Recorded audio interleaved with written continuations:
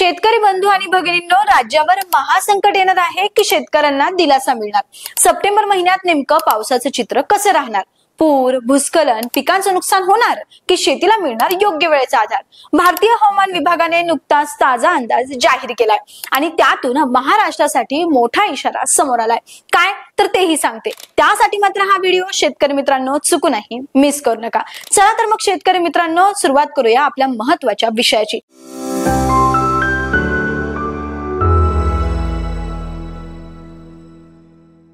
त्याआधी नमस्कार शेतकरी बांधवांनो, मी प्रतीक्षा पालवी ॲग्रिको मध्ये तुमचे मनापासून स्वागत करते.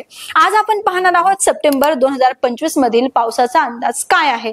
हा महिना महाराष्ट्रासाठी खरंच संकट आणणारा ठरणार की दिलासादायक पाऊस होणार? चला तर मग जाणून घेऊया सविस्तर माहिती आजच्या या व्हिडिओच्या माध्यमातून. आता सुरुवातीला मागील महिन्यात पावसाची काय स्थिती होती ते समजून घेऊयात.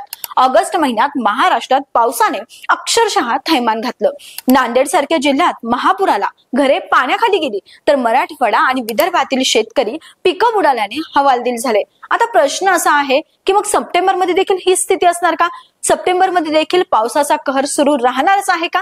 तर तेही सांगते. आता भारतीय हवामान विभागाने नुकताच एक अंदाज व्यक्त केलाय, ते सांगते.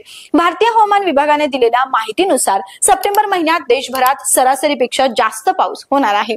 सप्टेंबर मधील पावसाचं प्रमाण दीर्घकालीन सरासरी 167.9 मिमीच्या 109% इतकं असेल असा अंदाज वर्तवला गेलाय. म्हणजेच साधारणपेक्षा जास्त पाऊस, पण त्याचा प्रभाव हा प्रदेशगणिक मात्र वेगवेगळा असेल.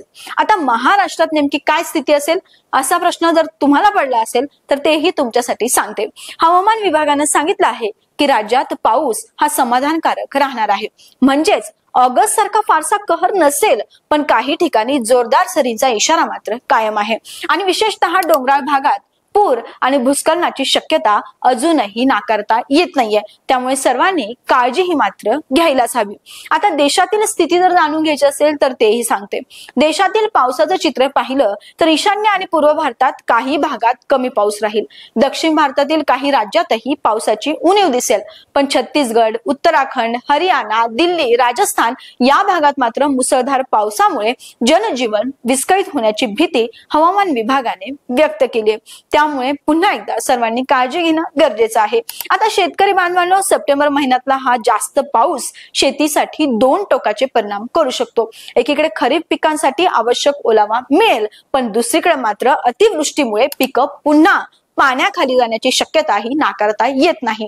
म्हणूनच शेतकऱ्यांनी हवामान विभागाच्या सूचना पाळणं, निचऱ्याची व्यवस्था करणं आणि पिकाचं संरक्षण करणं हे अत्यंत महत्वाचं आणि तितकंच गरजेचं आहे. त्यामुळे शेतकरी मित्रांनो, या सर्व गोष्टींची काळजी तुम्ही घ्यायला पाहिजे. चला तर मग शेतकरी बांधवांनो, सप्टेंबर महिन्यात महाराष्ट्राचा पाऊस मात्र समाधानकारक राहणार असला तरी काही ठिकाणी अतिवृष्टीमुळे धोका हा कायम टिकून असणार आहे. आपल्या शिवाराचं, आपल्या पिकाचं, आपल्या घराचं, आपल्या पशूंचं आणि आपल्या गोठ्यांचं संरक्षण करून तुम्ही तयारीने राहा आणि हवामान विभागाचे अपडेट्स वेळोवेळी घेत राहा आणि खबरदारी घ्यायला मात्र तुम्ही अजिबात विसरू नका. हा होता सप्टेंबर महिन्याच्या ताजा पावसाचा अंदाज. अशाच अपडेटसाठी पालवी ॲग्रिको चॅनलला सबस्क्राईब करायला विसरू नका. धन्यवाद.